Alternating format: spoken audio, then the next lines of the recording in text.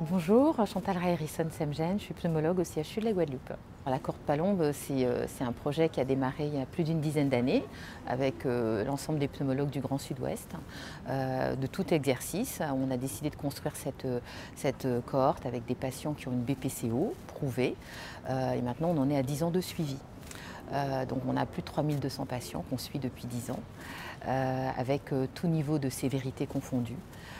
Et dans le cadre de cette cohorte, ce qu'on a pu montrer, c'est que d'une part, les femmes ont plus d'exacerbations que les hommes, en prenant en compte tous les autres facteurs.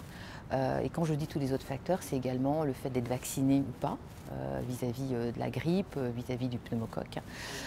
Et donc on a pu retrouver aussi ce qu'on a montré dans d'autres études, c'est-à-dire que les femmes ont une présentation clinique avec plus de dyspnée. Elles sont un peu plus jeunes que les hommes. Le tabagisme est aussi important. Voilà. Et puis elles ont des comorbidités qui sont différentes. Elles ont moins de comorbidités cardiovasculaires. Alors c'est probablement lié au fait que c'est sous-diagnostiqué aussi chez les femmes fumeuses. Mais elles ont plus d'anxiété, plus de dépression et plus d'ostéoporose. Voilà. Déjà, ça permet d'avoir des données françaises, de vraie vie, puisque finalement, il n'y en a pas tant que ça. D'une part. D'autre part, ça permet aussi de travailler avec les médecins généralistes pour leur dire voilà la réalité du terrain. Et quand vous avez une femme fumeuse qui vient vous voir parce qu'elle a des symptômes, ça peut être une BPCO et il faut vérifier le diagnostic. Et ensuite, si ce sont des personnes qui ont des exacerbations fréquentes, il faut penser à les faire vacciner, à ce qu'elle ait un traitement adapté et il faut prendre en charge le sevrage tabagique. La BPCO de la femme, c'est une actualité, on est vraiment dedans aujourd'hui. Il suffit de regarder les derniers chiffres de l'Institut de veille sanitaire qui montrent que pour les hospitalisations pour exacerbation, il y a plus de femmes comparativement aux hommes.